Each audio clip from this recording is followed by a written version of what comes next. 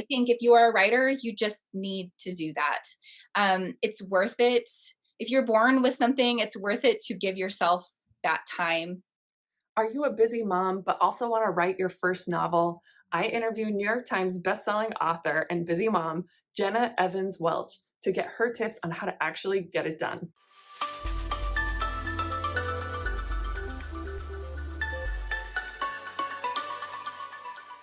Hi, I'm Lisa Shader, financial coach and creator of Money Fit Moms, where women learn how to save and invest so they can worry less, live more, and make the world a better place. If you want great financial tips and inspiration from moms who are balancing motherhood with meaningful work, please subscribe and hit the bell to get notifications of new videos. I'm here with Jenna Evans Welch, who is a New York Times bestselling author, but also my friend. We went to London together. Oh my gosh, how many years ago? 13, Okay, is it 14, 14? And 14 years ago. that's kind of scary. Yes. And so I've known you for a while, and I didn't think that I was a name dropper until your first novel. I don't know if it was your first novel. The first one I knew about became a New York Times best-selling book. And then I knew I was a name dropper because I couldn't talk about you without tagging that on. I'd be like telling my husband, I'm like, my friend Jenna, the New York Times bestselling author. And he's like, he literally has only heard you referred to as That that. So that is really funny. I have a friend who I went over to her house and her husband, anytime he sees me, he's like, Jenna Evans Welch. He'll say all three of my names every time. So I feel like they have like a similar scenario going on.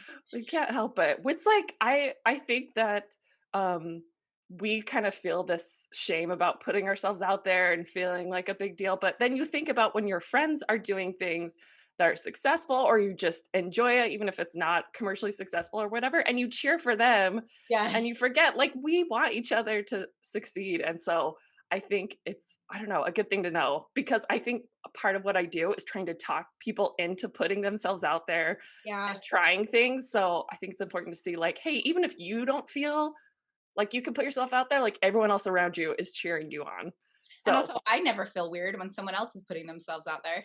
Do right? you? Like, I never think Yes, like, ew, no. weird. Why are Yes. they promoting themselves? Like, yeah, that's I never weird know. for I me. So I don't know know. why we get so stuck on that. So I'm so excited because now you have several novels, one of which just came officially out. I'm dying because my copy was supposed to come. Oh, So thank I you for wanted to, ordering. yeah, I pre-ordered it. So it should be here soon and I will read it. And I feel like I felt like the tiniest bit like I was part of the process for your first one. Cause I don't know if you remember, I was one of your early Oh my readers. gosh, you were. Remember, I I should was, have been the first. That's right. and I Oh, felt so famous. And it's so funny because I totally associate it with my, I'd say baby, he's almost 4 now. But mhm. because that is what got me through, it was like that icky first trimester. And I was so sick. And it was so good. I read it so fast, but it was also like killer because that was the only thing that took me out of my body and being Oh, so ill. So thank you. It got me through just those, anyone who has been sick in pregnancy knows you're just like want to like leave your body yeah. for a while. Yep. That's what your books do for me because they're amazing. They're so well written. The characters, which I realized I'm such a character reader. I want to enjoy the characters. If I don't like any of the characters, like I'm gone. So Mhm. anyway, so first I want to talk about just what you do and how you do it because I know a lot of people want to write a book, they think about writing a book, but for whatever reason feel like intimidated. They don't know where to go from there, or a lot of them, they have kids. And especially young kids, it's really hard to work that out. And so, what, I mean, how, tell me kind of how you got to this point of writing books, even when you have young kids, and then I want to go into like specific tips for writing, but Sure. just tell me how you do it because Okay. I only write teeny tiny bits for blog posts and that is hard. So how do you write an entire book with kids? Well, books are written in teeny tiny bursts, I think that's the way it works. So I knew that I wanted to write books for teenagers from age 11 on. So I was such a reader as a kid. I mean, I just read everything, everything. I loved R.L. Stein. I actually just took I think it's called master class or master course. There's a like an app you can sign up for and you can take courses by you can take like anything like cooking classes or like skateboarding classes or anyway, I took his writing class and I loved it so much. I loved R.L. Stein because he could put out so many books that I could finally have someone who could like keep up with my reading. And I remember so clearly, I was about 11 and I'd read like everything in the children's section, like all of it, and probably multiple times. And we went to our, little library branch. And I remember thinking, I'm ready for the teenager books. And I went and I found the teenager section. And this was like late 90s, right? And there was this shelf. It was like, I don't know, it was tiny, this teeny little shelf, and the teenagers on the top. And you remember the books, I thought they were all about cheerleaders. And I was just so disappointed. I was like, this is not what I want to read. Like, number one, I'm going to read through that in like a weekend. And number two, like, what happened to like all of those like magical things I read about? Like, I wanted like Harriet the Spy and The Secret Garden and Matilda, but I wanted them grown up and like with some kissing added in, right? Awesome. Like that's what I Yes. wanted. And I didn't feel like that existed. The YA scene has like exploded since then. It is unbelievable. It is so exciting to be a part of it. And honestly, I'm kind of glad that I was not around during that time period because I feel like I would have just like been in my room rather than experiencing my actual youth. So anyway, I had it in my mind. I remember telling my mom that day, one day I'm going to write the books that I wish were right there for me. And it took Yes. me a long time to articulate what I meant by that. But in my early 20s, I find this book. It's by a woman named Robin Brown. It's called Evolution, Me and Other Freaks of Nature. And it was like there's a romance in it, but what it's really about is a girl who is pushing back against this very conservative community she's been raised in that has harmed a gay teenager, basically. Right. Um, and I was like, oh my gosh, this is what I want to write. Like, I want a book that is fun and that has this romance element, but that also tackles like very important issues. And it was the first like spark of like, okay, I could do this. I think I could do this. So I tried. I wrote my first draft of Love and Gelato. It was so bad. And I feel like people don't always believe me when I talk about Oh, I how bad it don't was. believe you. Yeah. It was okay. So it didn't have a plot. And I mean that it didn't have a plot. It didn't really have a story. It had a setting. It had a character. It didn't really have anything going on in it. I think that there was like some like rough writing talent in it. That was something that had always come easily to me, but like it was not good. And me being such a reader, I knew what good books were like. And Right. I was so depressed by this first book. I was like, this isn't good. I know it's not good. This is the only thing I've ever wanted to do, and I can't figure out how to fix this. And it was so discouraging. So I worked on it. I tried to figure it out, and I got to a point where I was just like heartbroken, and I ended up putting it in a closet for a couple of years, like a literal closet. It was just like tucked away. Um, and I am so lucky in that I've grown up with a writer. My dad just published his 41st novel, Holy um, cow. and it's funny, I feel like, obviously I had his support, but my love of reading and writing is completely separate from him, right? I don't Right. think that it Right. was like, I don't think it was tied into him in any way because it was such a just natural, innate part of me. Right. Yeah. But he Because just, there's a lot of writers and they have a lot of kids, but not all of them go on to become writers because right, you can't transfer that. It's. exactly. Yeah. So I'm one of five and I'm so far the only one who's writing, but there's Right. one I'm keeping an eye on who I think could be an incredible writer. My brother, I've read a couple of his essays and I'm like, ooh, he's a lot Uh-oh. It's younger than coming me. up from behind. But I'm like, ooh, I couldn't have written that in high school. That's really interesting. Yeah. Um, so, he kept pushing like, you got to do this. I know you're good at this. And I actually ended up working with him on his novels for about 7 years. So I Yeah. was like working on books, but working with someone on their books is very different from writing your own. It is like a completely different thing. So the way I ended up getting published is I finally just got mad at him one day. I was like, stop bringing this up. It hurts too Right. much. I tried so Right. hard. I'm like, it's too heartbreaking. I tried and I couldn't do it. And he was like, this isn't going to happen. So he like Right. dug out his copy, gave it to his publisher, so Simon and Schuster, and was like, look, it doesn't have a plot. It has a lot of problems. but I think Right. this has some potential. What do you guys think? And they made an offer on it before I realized that they'd even seen it. So it's kind of an awful story to tell. Like it's an Right. incredible story, but it's an awful story to tell because that is not the way anybody else has gotten into publishing. It's usually Right. like 15 years of rejection before you end up there. Um, the hard part then though was suddenly I was like, okay, I have this massive chance because it was you have a year to rewrite this and then we'll Right. publish it. And it was Right. like, okay, hopefully I can do this. And I worked so hard, like so hard. I wrote it, I would say 3 times, start to finish. And finally at the end. And the whole time I was like, I'm gonna like, I don't know if I can do this, but I like there's no way I'm not gonna try hard. Like if I'm gonna do this, I'm gonna like die trying, right?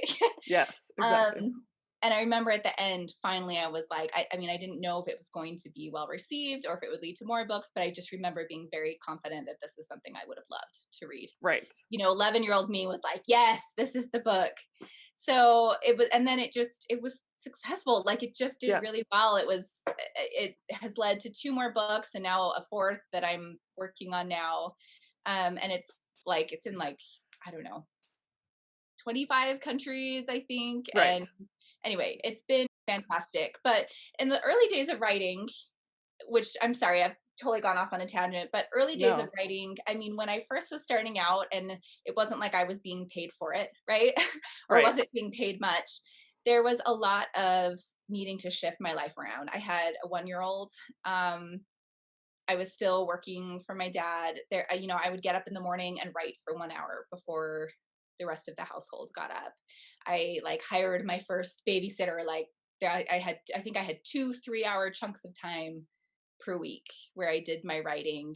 And I just had to start getting good at I'm not going to wait for inspiration. I'm not going Right. to be in the mood. Like if you're paying someone to watch your kids, you got to be inspired right at that Right. moment, right? Yes. I love that. And yeah, I kind of had to get over this sort of like romanticized thought about writing. Like, oh, I'm going to Like have you're in your like Paris apartment with your typewriter and like I want to do that so much. Like I have in right. my mind what my perfect writing studio looks like. Like it's just, like I get like chills when I think about it. Big open window and books everywhere. I've never written in something that looks like that. There's a lot of just like messy, difficult writing situations and you just like get it done. Um I've been lucky now that I've been doing it long enough to have made money to be able to hire more help, to be able to hire someone to come help clean the house twice a month. You know what I mean? Like just to have extra layers of help so I can get Right. more work done. That has been incredible. But it definitely still comes down to like I need to work in the times that I have allotted and I need to like shut everything else out. And Right. it's funny because like the more like success you get, the more things encroach on your time, honestly. It's like Right. the more other things that you need to do, but nothing else exists without your creative time. Exactly. That makes sense. Okay, so I want to go into your tips because I mean, now you've been writing for, well, I mean, most of your life, but writing with that intensity, I would say, for years. So I want to hear all your tips because I'm just taking notes here because I don't write novels, but I think anyone who has to write anything for anything can use these tips. So, first tip, you said, I jotted these down. Your first tip was do it. And I love it. Yes. Okay. So, Okay.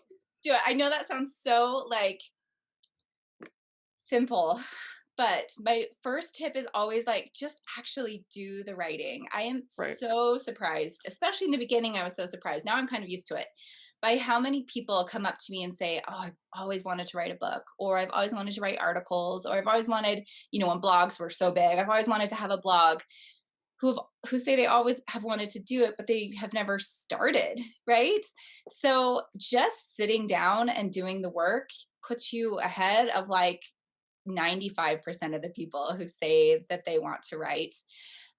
There are a lot of resources available for learning how to write novels or how to write nonfiction or how to write, articles. And I think those things can be helpful, but nothing will truly teach you like actually doing the work. And right, I don't usually think it's fun. And right, most writers I talk to don't think it's fun. Yeah. I have to talk myself into almost every writing session I do. So don't think that that's like you're doing something wrong or, maybe this isn't for me. Like if you feel that call, then it is for you and Yes. don't expect it to be fun. Yes. No, I totally love that. Have you heard the Pomodoro Yes, method? I use that all the time. Yes. Do you? Okay, so Yeah, I this is do. my little timer. Oh, Oh, no. yeah. And actually, I wrote a little quote on it. It says, genius is infinite capacity for taking pains, 1% inspiration, 99% perspiration. I agree with that. Because, yeah, that thing, I thought you have to be in the zone, you have to have like a really grand idea. And then I realized, no, like it's just sitting there, setting a timer for how long you're going to work, which if people don't know the Pomodoro method, is it 25 minutes? It's Yeah, 25 or so it's 20. like Yeah, yeah, it's like 25 minutes of work, 5-minute break, 25, 5, 25, 5, 25, and then a longer break, right. right? Yes. Which Yeah. actually works for a lot of people. It worked really well for studying for me. My sister, who's in school right now, uses it a lot, and she's in grad school. And anyway, yeah, that's a great Right. method. No, like any kind of focused work, because I think for me, I think, oh, well, I got to do this, I got to do this. And I actually started keeping a little notebook for when I work. When something comes into my mind that's like, oh no, I have to stop working. I have to take care of this or I'm going to forget or it needs to get done. And if I just jot it down to be like, no, I'm not going to stop working, but I can Mhm. take care of that later. Usually by the time I'm done working, I'm like, okay, actually, none of this is important at Yeah. all. I was just looking for reasons to get out. So it's amazing how saying, I'm going to focus, it's going to be hard for this amount of time. And for me, I don't know if you feel this, a lot of times when the timer's running out, you're like, oh, like I'm actually into this now. You kind of have to force yourself Yes. into it and then you get into a groove rather than waiting the other way. Don't wait till you're in a groove to start working. Just start working. So, Yeah, I absolutely agree with that. And I think we have so many distractions now. Like right. sometimes I just have to like delete Instagram off my phone or Oh, yeah. or there's I think I was using Freedom for a while. I don't know if you've used that where it like Oh, I blocks think, your internet for a while. right. Because yeah, like there's like creating brand new words is the absolute hardest thing I do Right. professionally, like Right. first drafts. And so my brain will think of so many other things to do. Like you wouldn't believe Right. how many things I have to clean out as soon as it's time to write a first draft. Like I Right. actually now have a process where I like organize the house before I start a new book. Like kind of like when I have a baby, like it's like David calls it like the pre-book, Nesting. my husband, pre-book nesting, because I just need to like get everything in order. Otherwise I'm going to be like, well, I can't write until I Right. organize my underwear drawer or Oh, something. Right. I love that. Okay, so that I think that goes along with your second tip, which is to set a word goal. So tell me how that works for you. And I'm guessing this ties in with the nano writing. I know it's writing month, right? Yes. I Yeah. was bragging to So someone about how I was interviewing you, and they were like, "Oh, it's perfect. It's writing month." And I'm like, "Okay, this is yeah, how it is. behind I am. I So didn't know." So, I actually just did a live on my Instagram, like right before I dialed in with you. yeah. So NaNoWriMo is short for National Novel Writing Month. And it's Okay. basically you set a 50,000 word goal, Okay. which is shorter than a lot of novels, but still a really good, decent size novel, a decent Right. size goal. And so the goal in November is to write a 50,000 word novel. And so that's something like, it's like close to 1,700 words a day, which is a good size goal. I think the good thing about it is you're kind of like you have to move so quickly that you're outrunning your inner critic basically, and Yes. you're just Yeah. gaining confidence like, oh yes, I can produce this much every day. So anyway, that is a really good goal, and that's actually how I wrote my first plotless draft, which is you're going to write plenty of, it's kind of like you want to get your first terrible drafts out of the way before so Right. that you can start Right. like adding on to Yes. them. So if you're writing a novel, I think setting a goal like you do with NaNoWriMo, it doesn't have to be in November, of course. Something like 50,000 words in a concise amount of time is a great idea. If you're doing something different, if you're writing articles, if you're producing content for a website, setting some other kind of word count goal, like 800 words a day or something like that, and just really making sure that you hit that every day. I think Right. that could be really helpful because I like I love to just like move words around. Like I'll spend an hour sort of like rearranging words and I've made no progress. Right. Right? Like, and sometimes I feel like I've even gone backwards. So I don't know. I feel like it's all about like your mind trying to trick you into thinking you're working when really Yes. you're not, right? So Exactly. Oh, anyway, I first spend you draft don't really even helpful. know how many hours I spend organizing and creating the perfect weekly schedule for how I'm gonna get stuff done. There And you I'm like, go. okay, if I would have thrown out the schedule and just got stuff done for the amount of time I spent creating my Yeah. ideal schedule, I would have gotten more done. So, Isn't that funny how our brains love to do that? yes. And we Yeah. all do it too. Like it's Yes. like just this human nature thing where we're like, I'll just make this way more complicated and not Yes. actually accomplish anything. Exactly. No. Okay, so set a word goal. Okay, so 50,000. So Love and Gelato, for example. How long was Love and The Love and Gelato? Gelato, I think, was 79,000 words. Right. My second book was probably about 75. And this third one, Love and Olives, was actually really long, really long. Yeah. It's 115,000 words. But I got to a point when I was writing that one where sometimes I was writing like 7,000 words a day. So Wow. I know that was on days when I was clearly inspired and clearly had childcare all day. Right. So that's, Yes. but I did find myself even on this third book suddenly just gaining so much confidence like, oh yeah, I can produce a lot of words. Right. And I think that's a big deal to just teach yourself like, no, I can produce a lot. And Right. just it's just like building confidence and just building up your writing muscles. Right. It's funny. I say the same thing about budgeting, and I think it's you gain confidence in yourself. Sometimes people get these mentalities and think, "Oh, I'm not good." And I'm sure it's the same with writing, like, "Oh, I'm not good because I haven't done it in the past." So when you set these small goals and start to accomplish them, eventually it builds it up, and it's like we learn by doing. It's Mhm. you know what I mean? And so just getting over the perfectionism and realizing I can make this happen Oh, and man. set something reasonable, go after it, throw the perfectionism out the door, set a timer, and just like grind. And as you know, some whatever's on the page is going to be better than the art in your head because no one's ever going to read the art in your head. You know what I mean? And That's I true. think it comes out, like you said, by doing. So I think this relates also to your third point, taste versus skill. Yes. And I've Okay, talked so about tell me this. about this. Yes, I've talked about this a bit. So this was a game changer. So I remember my husband, it was on a podcast. I've got to find that original podcast because this helped me so much. So when I wrote that first draft of what would one day be Love and Gelato, and this was like it was probably 7 years before it was published. I talked about just feeling this despair, like this is awful. This is such a terrible book, and I know that. So that despair, I mean, really held me back for a long time. It would have been so much better if I'd just been like, yeah, wow, I have a lot to work on. I'm going to keep going. But Right. instead, I felt this terrible weight of like, I didn't do it. I'm never going to do it. Like that's like, anyway, I feel so like grouchy at Oh, myself. you're actually reading the script in my head about everything I've Yeah, ever done. So that's why I'm nodding yeah, because I don't think it's exclusive to you or exclusive to writing. It's like we beat ourselves up instead of just saying, "Oh, this like has some work to do." We think, "I am bad. I can't right, do this right. ever, so I'm not going to try." So I think it's so helpful for you to say these thoughts because anyone reading your work now would think, "Oh, she just woke up one morning, wrote this, knew she was awesome, and walked away feeling great." But it was a Definitely process to get there. long, long, long process. And still, when I read my work, it's hard to read because I can still see things that I'm like, I should have fixed that. I should have changed that. So basically, taste versus skill. So when I wrote that first draft, my taste level was very, very high. I was such a big reader. I knew what made good books. I only read books that I thought were fantastic. I knew what made a good book, but my skill level was still very low. Right. So I had this giant gap between taste and skill. And that was where like my pain point was. So I've found that it's interesting. I run into people where they're not able to judge their own work. And so they think everything they create is great.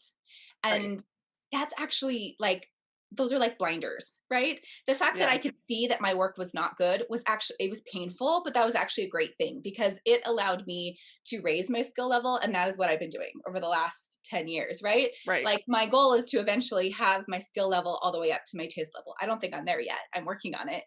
Um, but I think as long as you can see and you can like kind of look critically at your work, you Right. likely are going to be able to figure out how to elevate your work.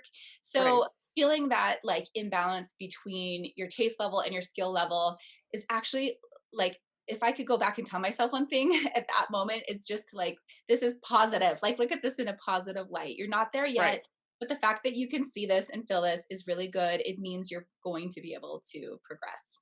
Right, right, and you wouldn't be able to do any of that unless you just got it done and started to Right. write.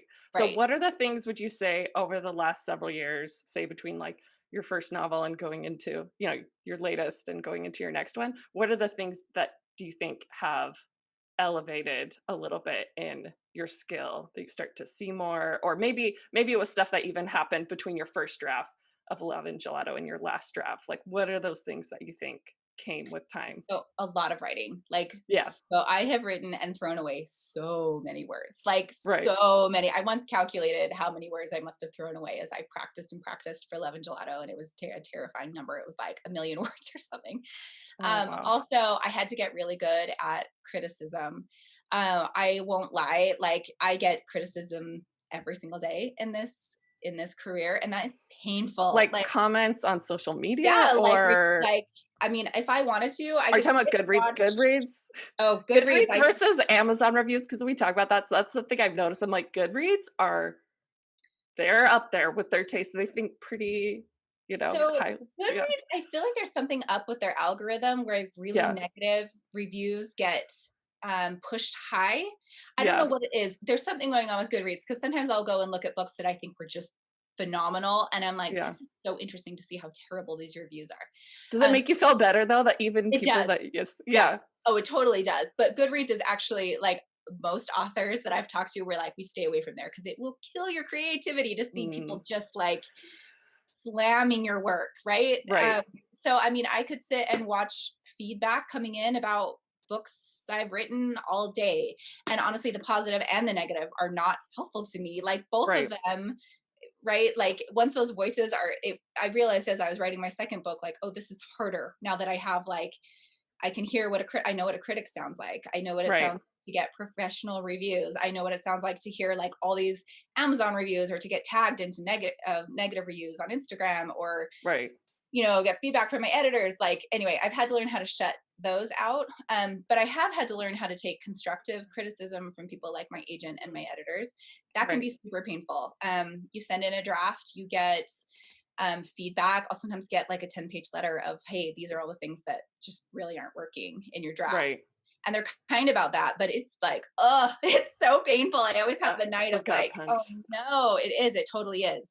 And I really have just had to learn like, okay, if I want to do this, if I want to get better, I'm just going to have to grow up, right? I'm just going to have to deal with this.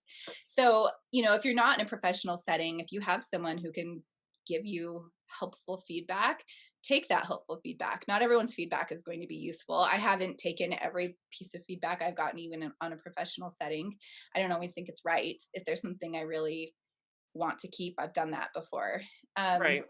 but I think figuring out how to not be so defensive and using what you can to grow is really essential. Reading a lot has been huge. Just studying. I read a ton. I Yeah. also have read a lot of craft books. Those have helped me to a certain degree. And I actually Okay, have you have to tell me. studied, Okay, so that's like learning how to write. This yeah, is how out learning of the world I right. am. Okay. Okay. Yeah, craft books like yeah, learning about like plot. Like plot has been my trickiest subject. So learning about like the mechanics of it. And once I realized like, oh, there is like a formula for this. Right. Um, and I think we hate the idea of there being a formula, but there truly are formulas. Like movies are so formulaic. Oh, yes. I talk Um, about that all the time. I'm like, "Oh, it has to get sad yep, before you can get to the big ending." So I'm like, yes, "Just this is temporary." exactly. And it's actually fun. So my son has like very big feelings, really big feelings. And we've been doing these family moving nights, and he always is like, I can't do this. I can't, at the point of no return, which is at the Right. 75% mark. And I'm like, this is the Right. point of no return. It's going to get Right. better. Like I can like name Exactly. what's going on. Like this happens in every movie. So yeah, just like using all those resources to study, and also like reaching out to other writers has been helpful. Like, how do you do this? What works for you? And we all do it differently, which is Right. interesting to So do you see. find a So group from like can people join Facebook groups or are there forums or how does someone find their writing group? how do they find their writing people? So, Or is it some just people they meet or come across or people find them in all different ways. And honestly, I've been really slow to find my writing community. A lot of people have like critique partners. I've never had one, which is yeah. really atypical. Um, so a good resource, which is kind of new. So there's a young adult writer named Adrienne Young who has a beautiful Instagram account, and she has actually started. I think it's called hashtag. It's like find your writing community, and Yeah. people are using it to find each other. And I think it's Oh, doing cool. really well. So that could be like a really good resource. I know Okay. people a lot of the time they'll be like, I mean, right now it would all need to be online, right? In a Right. pandemic. But yeah, I mean, you can find like meetup groups, but it could be tricky finding someone who can truly be helpful to you, someone who is at the same level as you. Um, so that'll take some effort to find Right. someone, but I think those relationships are really worth it. Right. Okay. Awesome. So I'm loving all this. Oops, I just lost. Sorry. These I don't wear these ever, but I got feedback on my last post that oh, did I just disconnect it? No, Hold I on. can hear you. Can you hear me? I Okay. can hear you. Yeah. Are they the Oh, AirPods? yes, yeah. Oh, I love those. Okay, perfect. So I got feedback on my last video. They said you need a better mic and you need to not wear your giant headphones. So I took the feedback. I always Um, see people in the giant headphones. That's I know. funny. I know. Okay, so I guess I want you to speak to those moms out there who want to write and they're not sure why or how or if it's worth getting childcare for. You know what I mean? If it's Yeah. not going to be a profitable venture for them, is it still something that's worth doing and Yeah. why? Do you know what I'm saying? Yeah. So publishing is hard. It is such a difficult field. Um, I like even in the spot that I am, like it's really interesting to watch. It's a long shot to Right. publish traditionally. But here's the thing. I was miserable not writing. I was born a Right. writer. That is what Yes. I'm here to do. I wanted to do it from the time, like, as soon as I learned how to read, I knew that I needed to be writing. When I wasn't writing, I was miserable. Right. I actually was talking to a really fantastic another writer named Julie Buxbaum, who I adore. She helped me with my online release party event for my book that came out earlier this week, and she was talking about how writing is like her it was almost like her ground zero, like her ground floor, and Right. then she can build her joy on top of that. In order for her to feel okay and to be herself, she needs to be writing, and then everything else can come from there. And I thought that was such a beautiful way to look at that. I don't think that it's smart to base your happiness on the success of your work. There's too much you can't control, way Right. too much you can't control. um I have no, like, my book is out this week. I have no idea how it's going to do, right? I've Right. done everything I can. I've I've worked so hard on it. There are so many things outside of my control. If I based my happiness on this book's performance, I'm either going to be really happy or really sad, and I just don't have control over that. Right. I think if you are a writer, you just need to do that. It's worth it. If you're born with something, it's worth it to give yourself that time. This breaks my heart to think about, but my dad's mother, so my grandmother, after she died, we found all of this secret writing she had done. So No. she had this secret dream to be a writer, and I sometimes think that I am probably living the life that she wished that she had. It makes me kind of emotional to think about. um so it makes, like, I know that she had a very difficult life, and she felt called to create even in the middle of all that difficulty. We are Right. creative beings. We are here to create things. um we need to do that, right? It doesn't Absolutely. mean you have to be famous or make all this money from it or whatever. Like, you taking the time to do something that calls to you Right. is worth your time and your effort. Absolutely. And I feel like I can speak to this, to the not being a huge commercial success, but how I feel this year when I'm doing things and I'm creating things and I'm writing blog posts, interviews, and all these things. Um, I'm so much happier. And it is not because I'm having all this commercial success or whatever. It's because I'm doing something, I'm creating and I'm connecting with people, and I just feel so much more alive and so much more of a person. I think that especially as a mom, we have this, and I don't know if it's stuff that was said to me or just lies internally that told me you're a good mom if you sacrifice everything that you are and do and just focus on them. And Who it's not said true. that? I don't know. I don't Who's know if it that was just the helping? like I know. I don't know if it was just the voices in my head that told me like you're selfish if you try to do things that develop you. But it could not be more untrue because you can tell like when the kids hop in there and I'm like, oh, I'm making you they're excited. I also have a photography business. When I'm heading out the door, they're like, oh, you've got a photo shoot, mom. Like they're so excited for me. They don't feel put aside. I think they feel interested and excited with what I'm doing. And and like you said, as someone who saw your grandmother, you know, just kind of put this aside and it didn't go out there, right? You feel sadness for them. It's not like the kids are like, "Oh, I'm so glad my mom's not doing anything other than paying Right. attention to me." I feel Like, sadness, but I also yeah, feel joy that she did take those moments, even right, in that she the did right. pain that she Yeah, had, she was kind of secretly writing her poems and writing. right.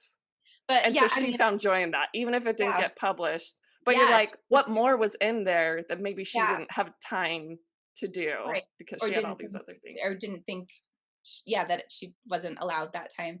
But I mean, I feel that too. I actually just 2 weeks ago was suddenly like, I'm feeling frazzled all the time. Like I'm treating my career as though it's a hobby. Why am I doing like? Right, And I had to like look back, like, oh my gosh, I feel like I'm not allowed to work because I'm supposed to right, be giving all of my time to my kids. Like this doesn't make any sense. Cause like it right, makes no sense at all. Like, would you ever tell your children, now your role in life is to never do anything that makes you happy. You right. are to just give yourself to other people and put all like we would never tell our children this ever. Absolutely. Right.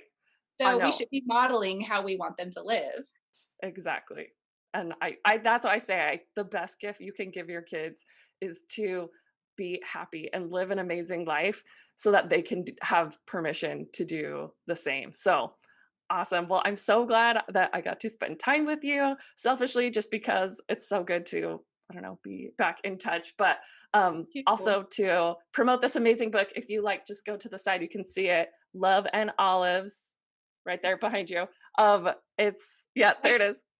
Love and olives, Check it yes. out. It's available where is it available Yeah, now? everywhere, anywhere that Everywhere. they're sold. Yeah. Yay. Okay, well, my copy is on its way and I Thank can't you wait so to read much. it because it will be escaping again. And I'm not even dealing with a A pregnancy now to escape pregnancy. from. So it'll just be pure joy. So awesome. Okay, thank you so much, Jenna Evans Welch. I have to say the full name. So have an awesome Thank day you. and You keep too. doing all you're doing because I can't wait to read it. Thank you. To buy Jenna's book, click the links below. And to receive more information from me about empowering yourself through personal finance, click the link below to receive your top 10 money fit moves.